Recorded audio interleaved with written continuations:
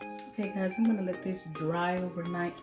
I'm not gonna wear her today. I just wanted you guys to see how she came out.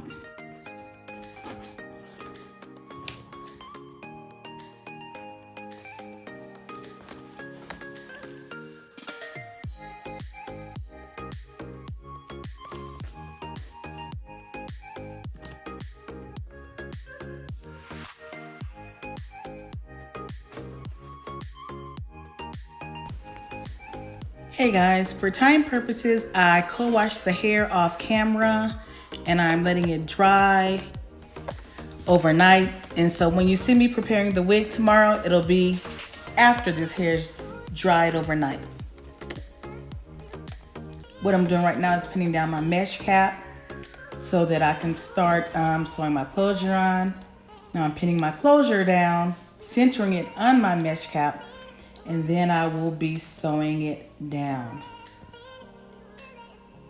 Make sure your closure is centered properly and pinned down properly.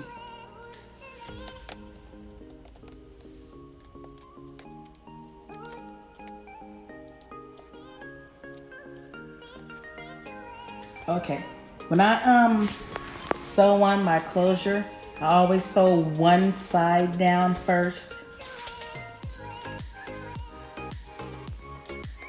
to make sure that it's smooth and there's no buckling or puckling in your closure piece. And I always go, not always, but most of the time I'll go forward towards the front of the head, and then I'll take the thread and I'll go back just to make sure that the closure is totally secure. And after I do that, I tie it off to make sure that the thread doesn't unravel and the closure doesn't come up. And then I go to the other side and I do the same thing.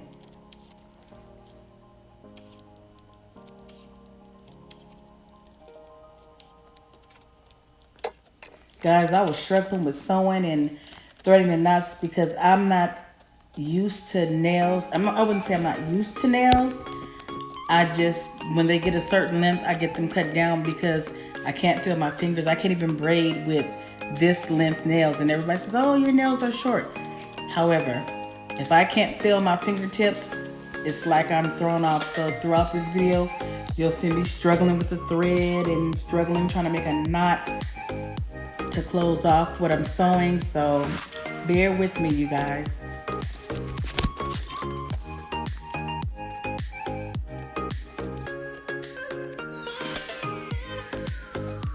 Okay, now I'm going to tie that side down and I'm going to go across the back of the closure and sew it down.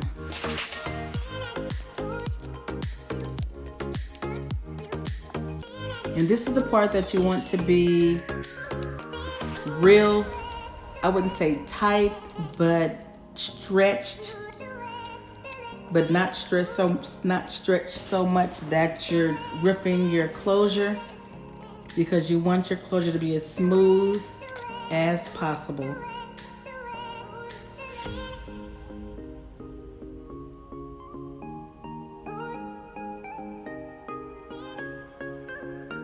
I know I'm a little bit off camera, but I got into that sewing and stuff.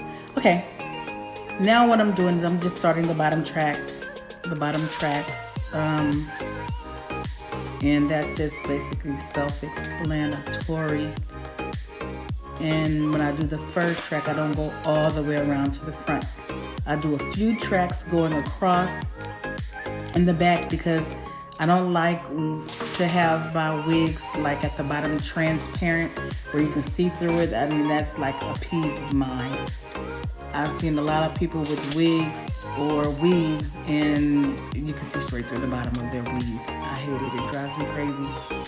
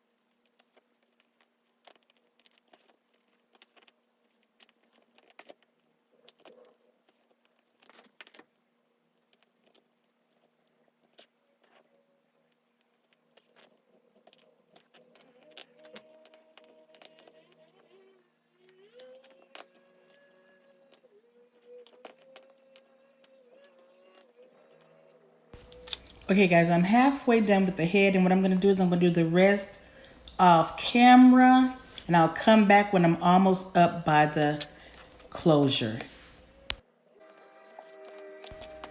Okay guys, I'm back, and please excuse that noise in the background. The gardeners decided to come today instead of Wednesday, so that's what you guys hear in the background. What I'm doing now is sewing the rest of the hair on the mesh net, and I didn't take that track all the way forward, because what I'm gonna do is when it's time for me to get up by the closure piece, I'm gonna bring that track all the way forward.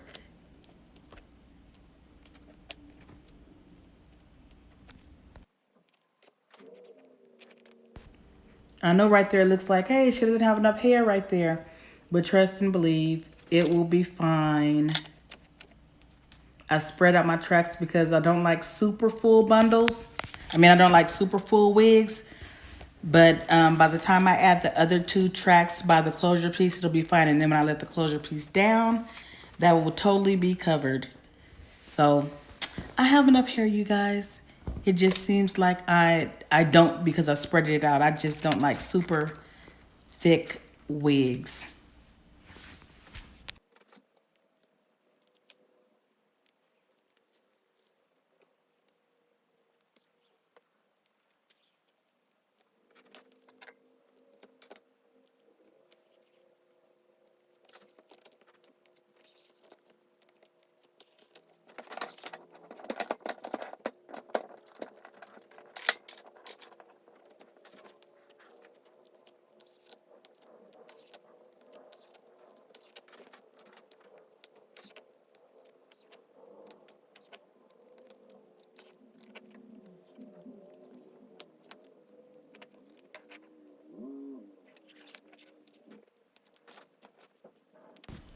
Okay, guys, see how I didn't take that track all the way to the front?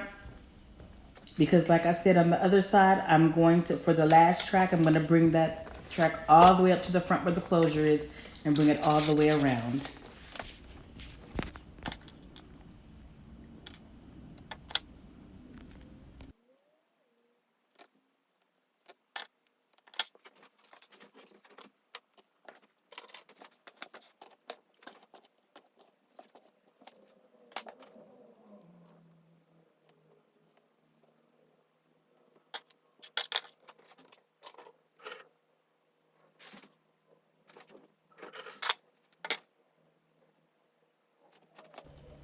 Okay, guys, this is my last track. And I am positioning it to go I just positioned it to go all the way up to the front. And I'm sewing it like through the track and through the closure, the end of the closure, so it can be as like close as possible. And like I said, I've previously used this closure before, so you have to be very careful when you're using a closure again, because you don't have all that extra netting that you would have before. So yeah, be careful when you're doing that. And that white stuff you see at the top of that track right there, it's like I said before, it was I did the hot glue gun method with this hair before, and that's glue. I'm going to get that off. And that also made it a little bit harder for me sewing the tracks, because some parts of the tracks had glue on it, and taking that needle through, it was like, oh my goodness. But I did it. I know what not to do next time. I won't try to use hair that's been previously done with the hot glue gun method again to sew on a wig. Now I'm all done. I'm going to take my closure piece down, not down, but take the clip out of it and separate the hair. And when I was taking the hair down, I cut the closure, so there's a part that I have to go in and secure, which is very easy. Very, very easy. See how full she is? But being that I kept putting my fingers through her hair, I'm gonna have to saturate it with some leave-in conditioner and water and let it dry overnight. And give it a little bit of oil, and yeah, let her dry overnight. Style her a little bit. Oh, and the most important part, do not forget to cut that net off underneath. I almost forgot. I was like, why am I so tongue-tied today, you guys? I'm like, why is my scalp looking dark? What is the problem? So I went in and I cut that net off. I was like, oh no, something's wrong. I know I didn't color the hair, but yeah. Right now, what you see me doing is I put the TRESemme mousse on the hair to make my part more defined. That's like my favorite mousse ever. Favorite mousse.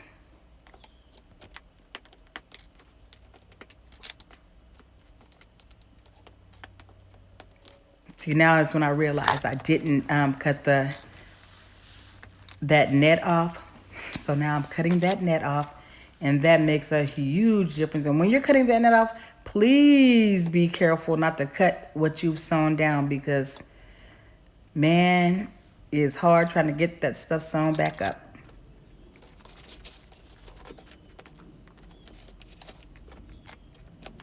Now look at the part. Doesn't that make a big difference, you guys? Okay. Anyway, I'm going to say it again. I know it's repetitive. If you guys haven't already, please subscribe to my channel. Like, share, comment down below. And right here is where I cut my net. No, I cut the lace on my closure. So now I'm securing that to one of the tracks. So yeah, it's fairly easy to do. And now I'm gonna put more mousse and styling aid on it. But yeah, subscribe to my channel, like, share, comment down below. Also, I can be followed on Facebook at Hair by Lola, on Instagram at Lola_Chantel65, and on Twitter at Lola Chantel.